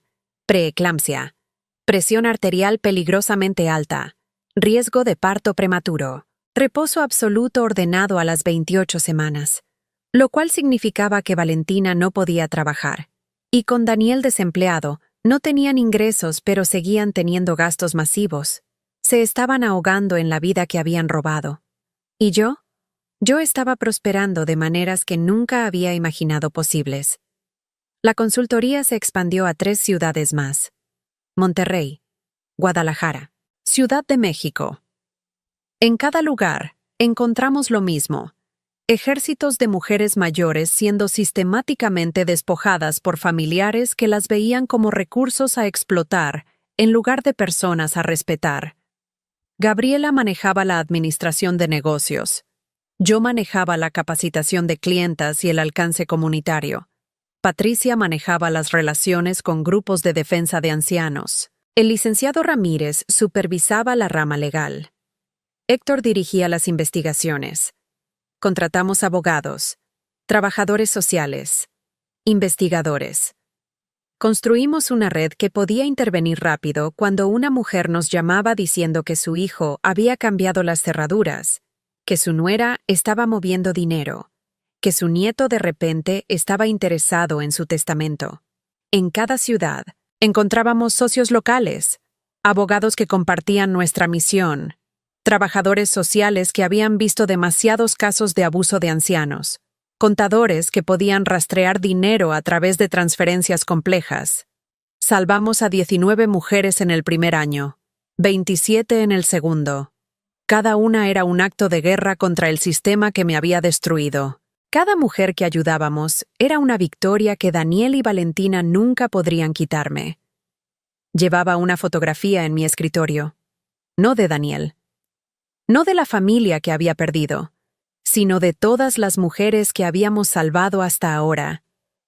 36 caras mirándome cada día, recordándome por qué importaba este trabajo, recordándome que mi destrucción personal había creado algo más grande que mi restauración individual. El abogado de Gabriela había estado construyendo el caso durante meses. No solo contra Daniel y Valentina, sino contra toda la operación de Blanca Montoya. Había encontrado 6 familias más que ella había defraudado de formas similares. Todas estaban dispuestas a testificar. Era hermoso, en realidad. Verlo juntarse pieza por pieza. La documentación, los testimonios, el rastro de dinero que Blanca pensaba que había ocultado, pero que nuestro investigador había desenterrado con la paciencia de un arqueólogo buscando huesos. Cada documento era otra pieza del rompecabezas. Cada testimonio era otro clavo en su ataúd legal. Cada transferencia financiera rastreada era otra prueba del patrón sistemático de fraude. El licenciado Ramírez era meticuloso de maneras que yo nunca había imaginado que un abogado pudiera hacer. Verificaba cada hecho 3 veces. Documentaba cada fuente.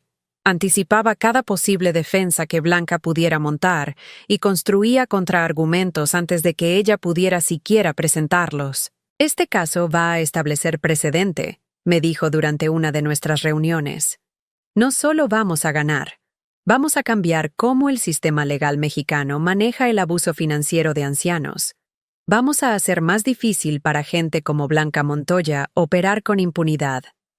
Y vamos a enterrarlos, legal, completa, irrevocablemente. Pero primero, quería mi confrontación, no porque la necesitara para cerrar la herida. Ya había comenzado a sanar, sino porque quería que Daniel y Valentina vieran en qué me había convertido. Quería que entendieran que al tratar de destruirme, habían creado algo más fuerte. Quería que supieran que habían fallado espectacularmente no solo en robarme mi vida, sino en mantenerme abajo. La oportunidad vino en la boda de mi sobrino en la Hacienda San Manuel, 11 meses después de que habían cambiado mis cerraduras. Llegué con Gabriela, ambas en vestidos que costaban más que mi antigua pensión mensual. Yo había ganado de vuelta los 14 kilos que había perdido, más músculo de las caminatas diarias y yoga que ahora podía permitirme. Mi cabello estaba profesionalmente coloreado, un rico castaño que cubría las canas pero se veía natural, no desesperado. Mi vestido era color azul profundo, simple pero elegante, el tipo de ropa que dice, tengo dinero pero no necesito gritarlo. Zapatos italianos que realmente me quedaban en lugar de los que compraba en el mercado de pulgas. Joyas prestadas de Gabriela que eran más caras que todo lo que había poseído en mi vida anterior. Pero lo más importante, usaba la confianza que viene de tener dinero en el banco y propósito en tus días. La confianza que viene de saber que has caído hasta el fondo y has salido escalando de vuelta, más fuerte de lo que eras antes. Daniel estaba ahí con Valentina, quien estaba embarazada ahora, su vientre prominente bajo un vestido que se veía caro hasta que te acercabas lo suficiente para ver la tela barata. Los zapatos estaban gastados en los talones. Su bolsa era de imitación, el tipo que venden en Tepito, y que se supone que parece de diseñador, pero que nadie que realmente puede pagar diseñador compraría jamás.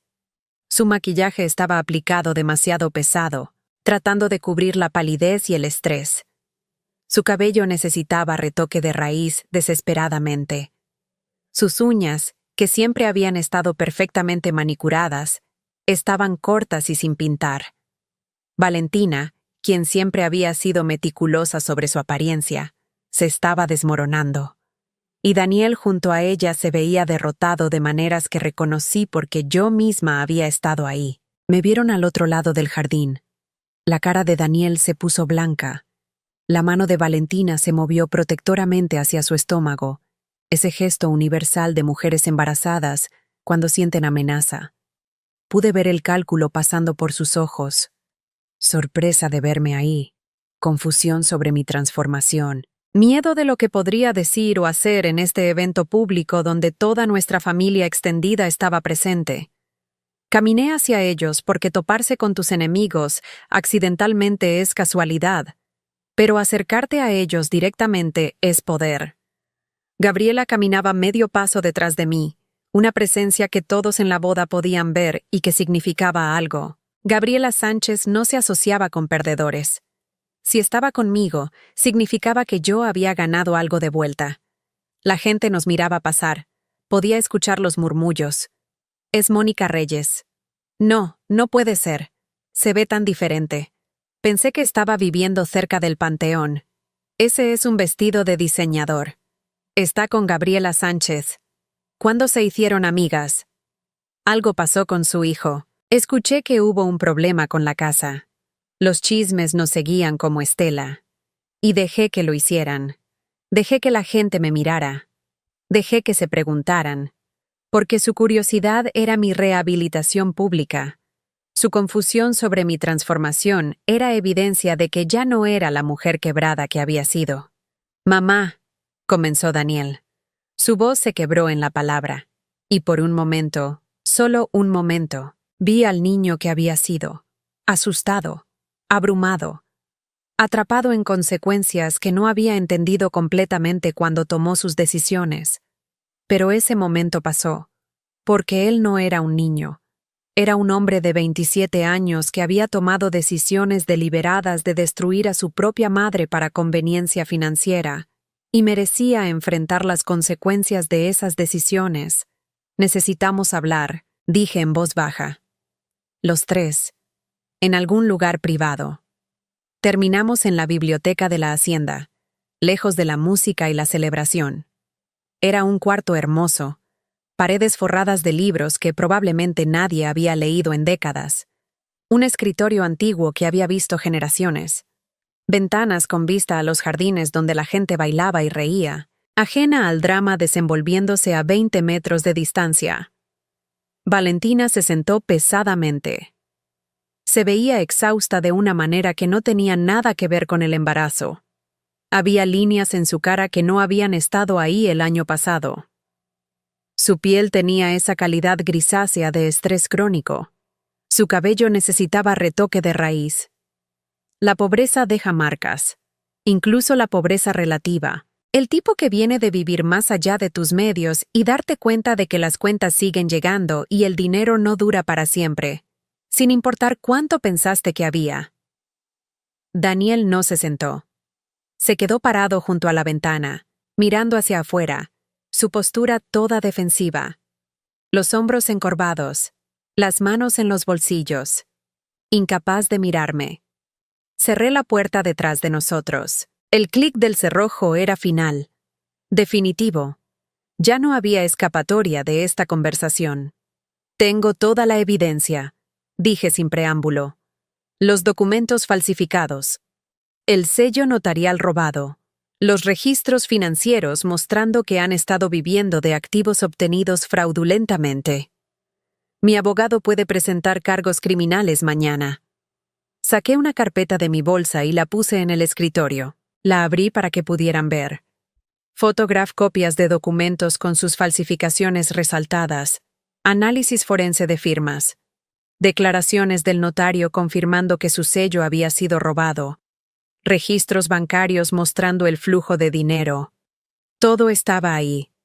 Toda su traición documentada meticulosamente.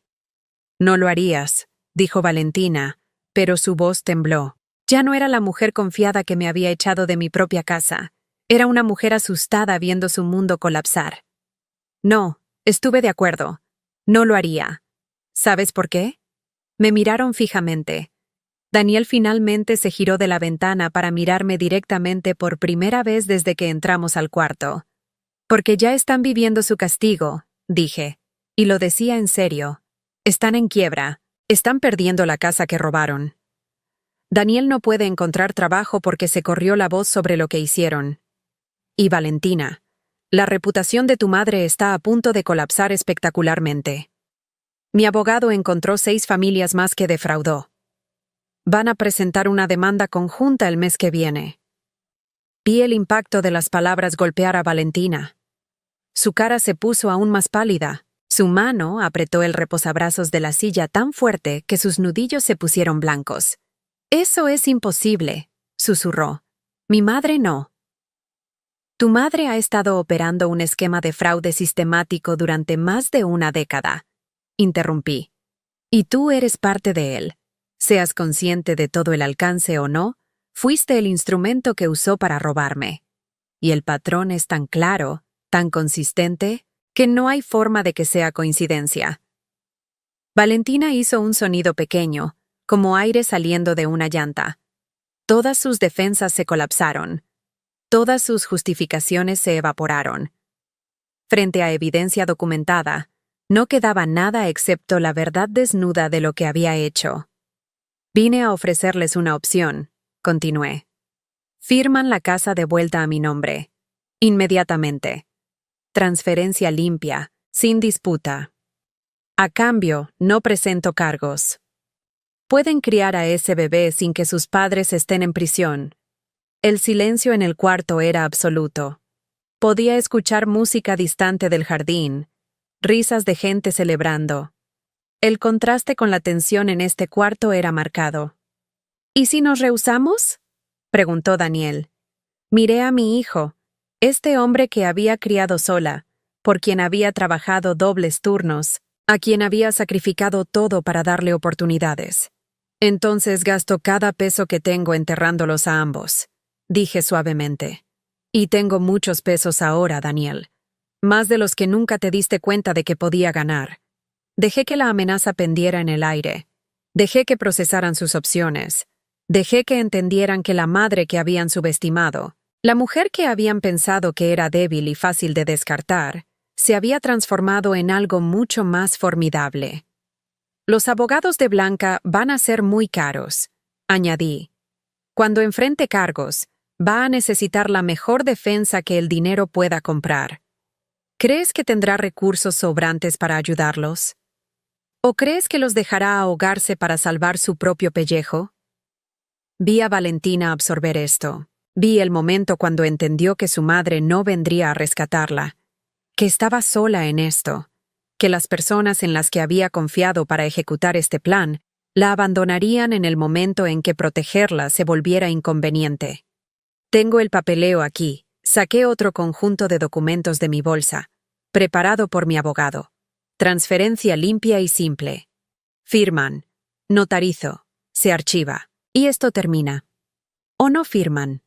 Y los veo en corte donde esto se vuelve público, donde cada familiar, cada amigo, cada empleador potencial aprende exactamente qué tipo de personas son. Daniel miró a Valentina. Valentina miró su vientre. Y en ese momento, vi su decisión. La casa estaba de vuelta a mi nombre dentro de una semana. Daniel firmó los papeles en la oficina del licenciado Ramírez, con Valentina sentada al lado suyo sosteniendo su estómago como si pudiera proteger al bebé de las consecuencias de las acciones de sus padres. No hubo conversación, no hubo explicaciones, solo silencio pesado mientras Daniel firmaba y firmaba y firmaba, devolviendo cada pieza de lo que habían robado. El licenciado Ramírez notarizó los documentos con su sello real, no uno robado. Los archivó con el registro público de la propiedad esa misma tarde. Para el final del día, mi casa era legalmente mía de nuevo. No me mudé de regreso. La vendí por 2.800.000 pesos e invertí el dinero en el negocio y en bienes raíces que realmente se apreciarían. Compramos un edificio en el centro para las oficinas de la consultoría. Invertí en 2 departamentos en renta que generaban ingresos pasivos. La casa había sido mi prisión tanto como mi hogar. Estaba llena de recuerdos de hacerme más pequeña, de sacrificar demasiado, de vivir para otros en lugar de para mí misma. Venderla era liberación. Era cerrar un capítulo completamente. Era elegir mi futuro sobre mi pasado. El dinero trabajaba para mí ahora, en lugar de yo trabajar constantemente para el dinero. Gabriela me enseñó sobre inversiones reales.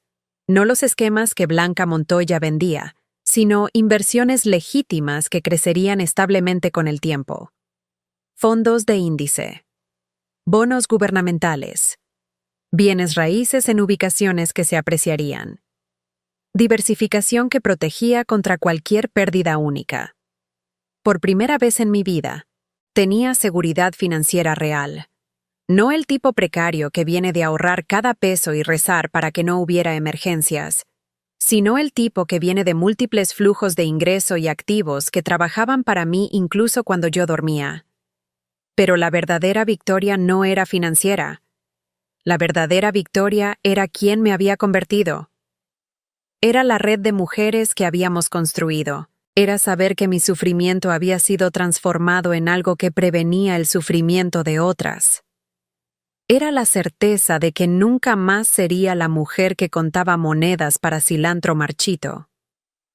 6 meses después de la boda, la madre de Valentina fue condenada por fraude. 4 años en prisión. El juicio fue público, cubierto en los periódicos locales porque la familia Montoya había sido prominente una vez y las caídas de gente prominente siempre son noticia. Testifiqué.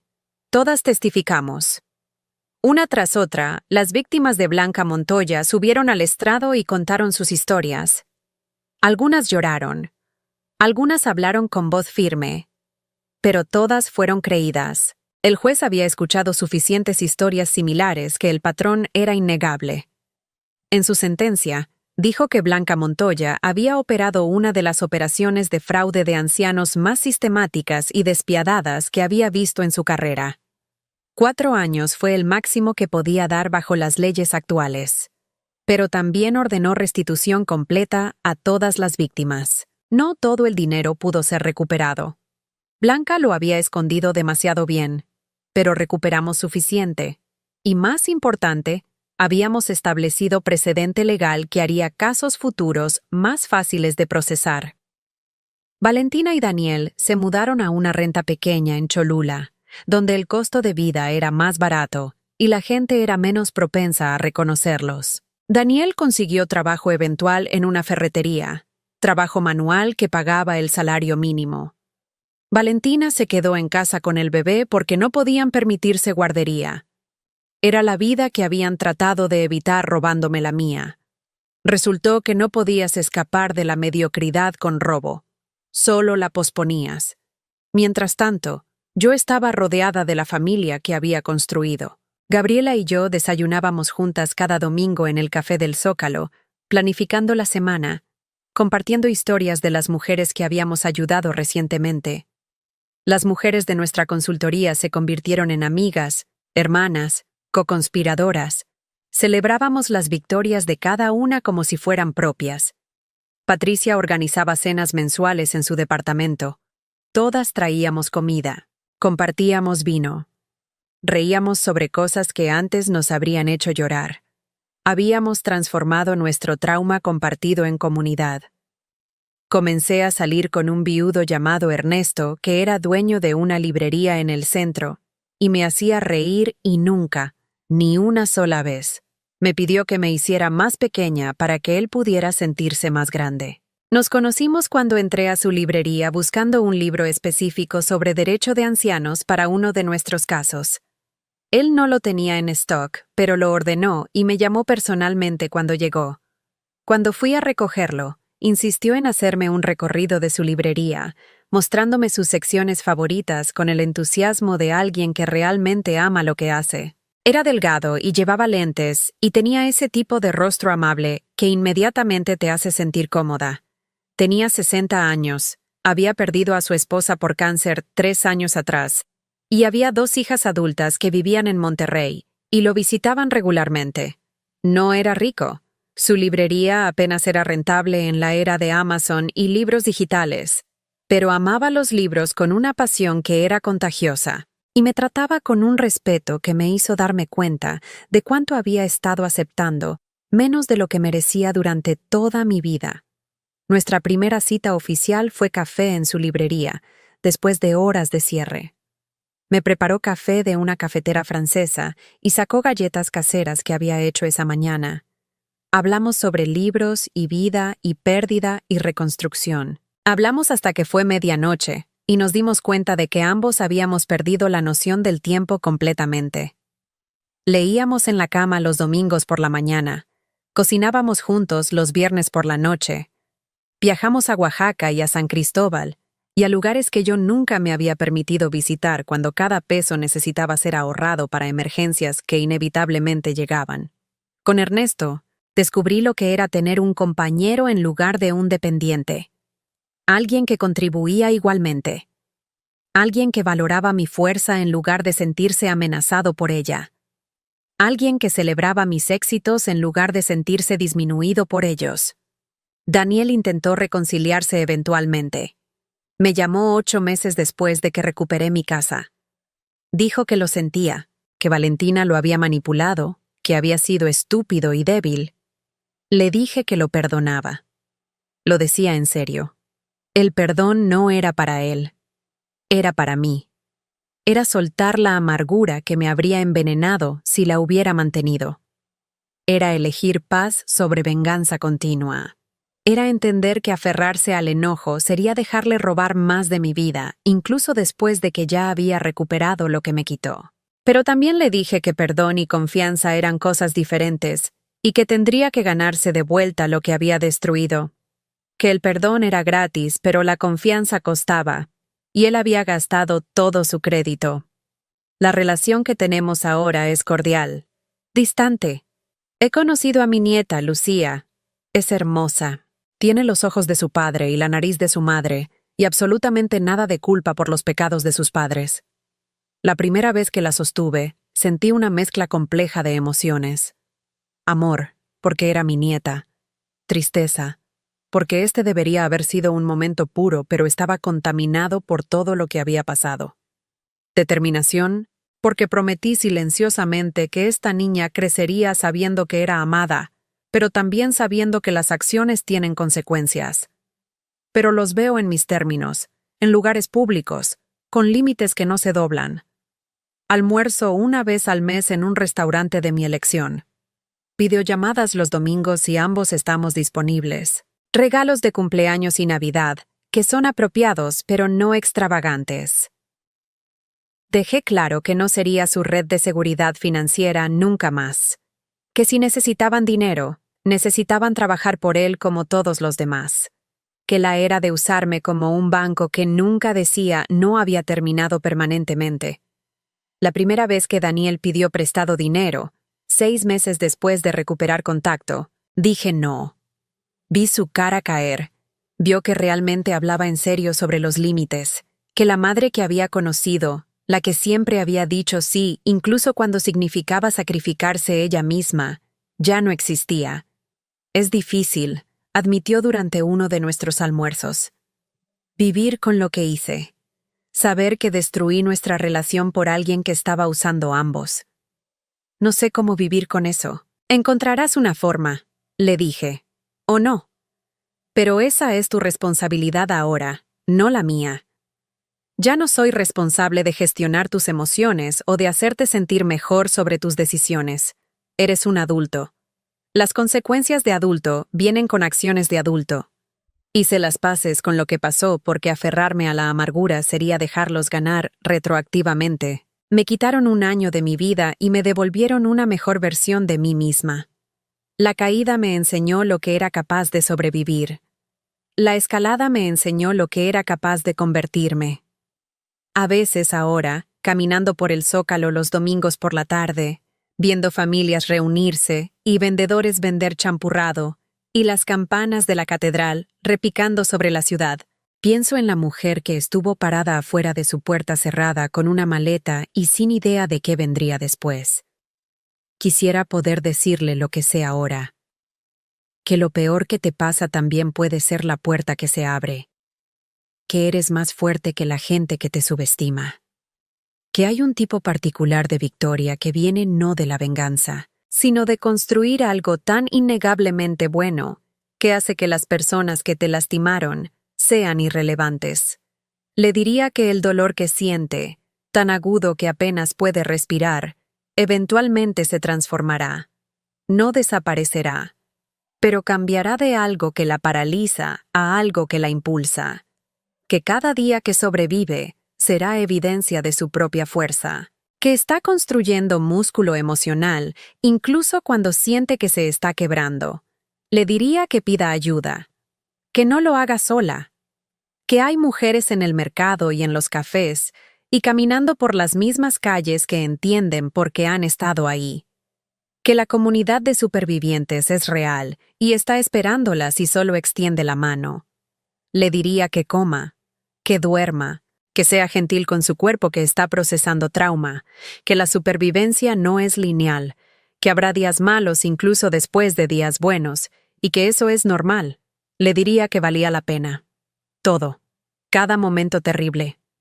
Porque en el otro lado está esperando una vida que nunca habría elegido, pero que resulta ser más grande, más valiente, más completamente suya que la vida que perdió. No extraño la vida vieja. La vida vieja era yo haciéndome más pequeña para que Daniel se sintiera más grande. La vida vieja era confundir sacrificio con amor y agotamiento con virtud. Esta vida, la que construí de la nada en un cuarto que olía a moho, esta vida es mía. Cada peso ganado, cada límite establecido, cada mañana que me despierto y me elijo primero. Valentina escribió en su diario que yo era un obstáculo a remover, un problema a resolver, recursos a extraer.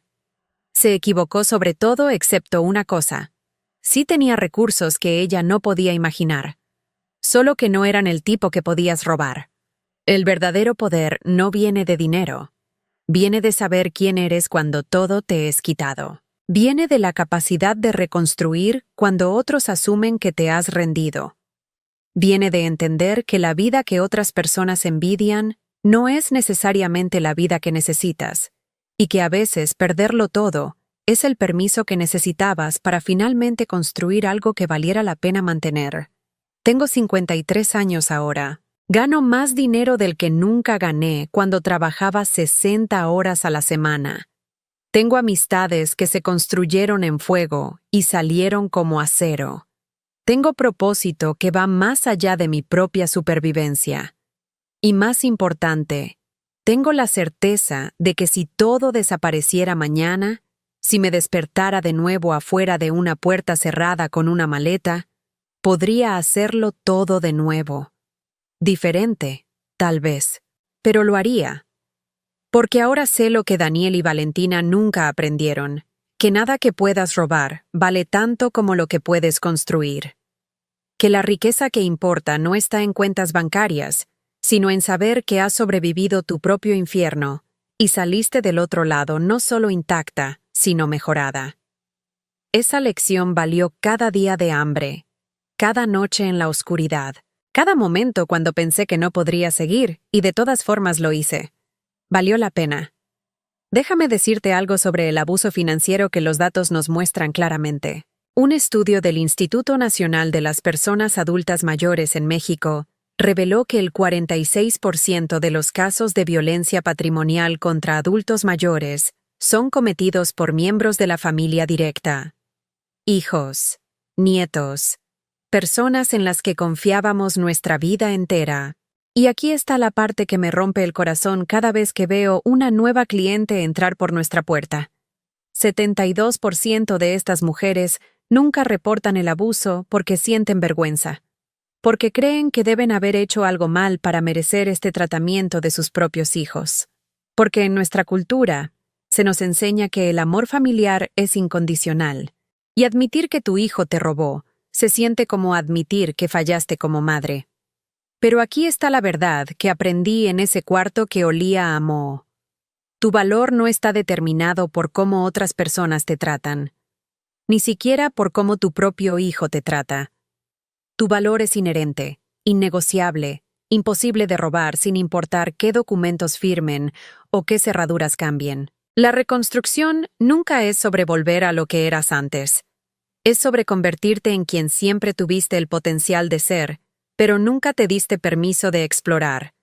Es sobre descubrir que la versión más pequeña de ti misma, la que pensabas que estabas protegiendo, en realidad era la jaula que necesitabas escapar. Si me hubieran dado a elegir, nunca habría elegido ese año de infierno. Pero ahora que estoy del otro lado, entiendo que a veces el universo te quita lo que pensabas que necesitabas para mostrarte lo que realmente mereces. Y lo que merecía era más grande, más valiente y más completamente mío de lo que la vida vieja nunca permitió. Entonces, si estás viendo esto y estás en ese cuarto que huele a derrota, si estás contando monedas en el mercado mientras gente que una vez te respetó te mira con lástima, si estás preguntándote si alguna vez volverás a sentirte humana de nuevo, déjame decirte esto: lo harás. No de la forma en que eras antes, mejor, más fuerte, más tuya. La caída no es el final de tu historia, es solo el capítulo que te enseña de qué estás hecha. Y resulta que estás hecha de algo mucho más fuerte de lo que nadie, incluida tú, se dio cuenta. Si esta historia te tocó, déjame un like. Cuéntame en los comentarios dónde estás viendo esto y qué hora es ahí. Suscríbete al canal porque estas historias de mujeres reconstruyéndose después de traición necesitan ser contadas y necesitan ser escuchadas por cada mujer que piensa que está sola en su dolor. Y cuando termines aquí, mira el video que aparece en tu pantalla.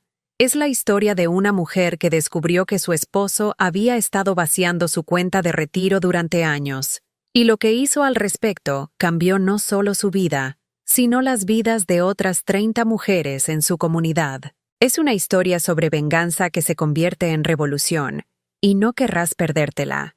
Nos vemos en el próximo video. Y recuerda, tú no estás definida por lo que te quitaron. Estás definida por lo que construyes después.